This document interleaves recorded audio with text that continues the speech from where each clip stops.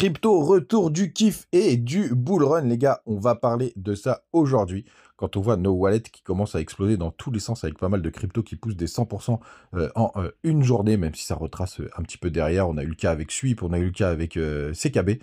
C'est vraiment magnifique. Et ça me rappelle vraiment les moments de bonheur. Donc on va voir aujourd'hui si c'est vraiment le retour du bull run. C'est parti avec un BTC qui prend 4% ce matin. On a repris les 60 000 $. C'est aussi une très très bonne nouvelle. On a Ether qui est à 2400 $, il prend 3,5%, donc un peu plus faible sur ce rebond. Bien évidemment, on va aller jeter un coup d'œil parce que ça y est, il a retitillé son bottom local face à BTC. On a Ton qui prend un joli 5%, Avax aussi 5%, Link qui prend un joli 6,6%. Dans le bas du top 50, on a PP qui prend 7%, Paul, le nouveau Matic, 11,5%, Sui qui prend un petit 2,6%, et on a TAO qui nous prend un joli 10,5%, et on finit par Arbitrum 3,3%. Qui finit le top 50, et il y a True de True Finance qui a plus 20%. Ceux qui sont rentrés dans le bain, vous devez être contents. Moi, je suis un peu dégoûté, bien évidemment, j'ai un gros bac, mais j'avais pris une position en levier, j'étais ressorti, je vous l'avais dit. Donc malheureusement, pour ça, j'ai pas profité du côté du BTC en daily. Donc pour l'instant, c'est vraiment très très beau ce qu'on est en train de faire, les gars. Hein, puisque je vous disais, on est en train de grappiller stop par stop. Là, la prochaine target, c'est les 61 200. Alors je vous le dis direct, je pense qu'on fera pas ça ce week-end, tout simplement. Parce que je pense qu'on va pas trop s'éloigner des 60 000 $, hein, notamment à cause des gaps CME. On voit des épaules, tête-épaule partout, vous voyez, épaule, tête, épaule. Donc c'est pour ça qu'on n'a pas besoin de faire un W. Hein. Donc c'est pas un rounding, c'est pas un V bottom, hein, puisque là vous avez l'épaule, tête, épaule. C'est juste que bah, du coup la figure de retournement c'est celle-ci. On va continuer donc de gratter sûrement les stops. L'épaule, tête, épaule, vous l'avez aussi sur le RSI. Pour ceux qui le veulent, hop, épaule, tête, épaule, inversé, bien évidemment. Donc là, c'est très très beau ce qu'on est en train de voir. Le price action est top. Bien évidemment, la target qui est importante, c'est les 64 800, puisque c'est le dernier creux. Donc on n'a pas fait de plus bas que le précédent. En plus, c'est parfait. C'était sur la trendline tout simplement du falling wedge pour le coup. Qui est le bear flag, pardon, donc qui devient du bull flag. Oh là, je m'embrouille toujours, bref, c'est haussier. Donc ça, c'est plutôt une bonne nouvelle du côté d'Ishimoku. En plus, on est en train de tout traverser, regardez, c'est vraiment très très chouette. Et j'espère qu'on va faire que cette zone, qui est une résistance qu'on a traversée comme dans du beurre, donc ça c'est plutôt une bonne nouvelle, va faire office de support. Donc vous voyez le petit pullback aux 59 800, il a été fait, et je pense qu'on va rester là ce week-end, tout simplement parce que vous avez le gap CME. On a clôturé le CME au 59 935, donc là c'est vraiment très très propre pour le coup. Donc je pense qu'on va rester sur cette zone tout le week-end, et qu'il ne devrait pas se passer grand chose, en tout cas du côté du BTC, puisqu'en général quand on a ça, il y a tout simplement les alts qui se réveillent. Donc est-ce qu'on est reparti pour un bull run crypto, les gars? Il y a plein d'indicateurs à regarder, bien évidemment. Le Total 3, il a la même gueule que le BTC, tout simplement, pareil, vous aviez un petit bull flag qui est un peu plus prononcé, puisqu'évidemment, les alts corrigent toujours un peu plus fort. Donc pareil, il faudra breaker le bull flag pour confirmer. Comme pour BTC, on en est encore loin pour confirmer qu'on repart en tendance haussière. Si j'arrive à troisième à droite, bon, il veut pas me la faire. Mais ça fait, vous voyez, vous avez le même canal, même si vous avez la petite mèche qui est un peu plus prononcée ici.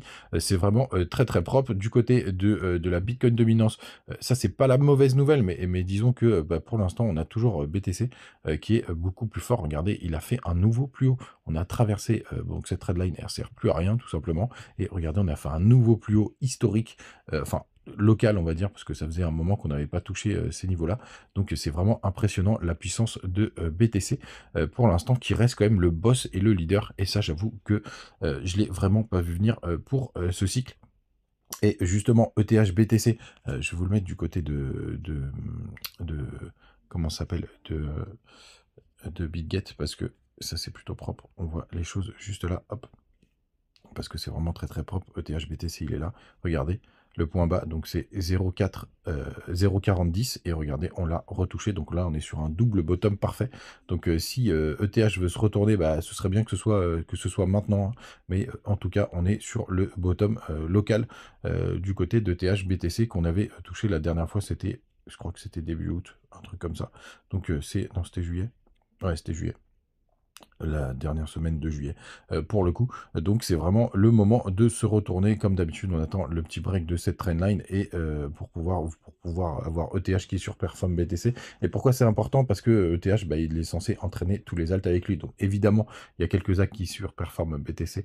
Ça arrive très régulièrement. Mais pour l'instant, la Bitcoin dominance reste le boss. Et ça, c'est vraiment impressionnant. Quand on prend notre petit indicateur de Alt Season Index, c'est très joli ce qu'on est en train de faire, hein. Vous la voyez très très bien, l'épaule tête épaule ou le rending bottom. Rending bottom, c'est quand vous avez une espèce d'arrondi quand vous arrivez en bas, donc ça fait, enfin, vous le voyez bien, l'arrondi possible. Et ça, pour le coup, c'est aussi hyper encourageant, les gars.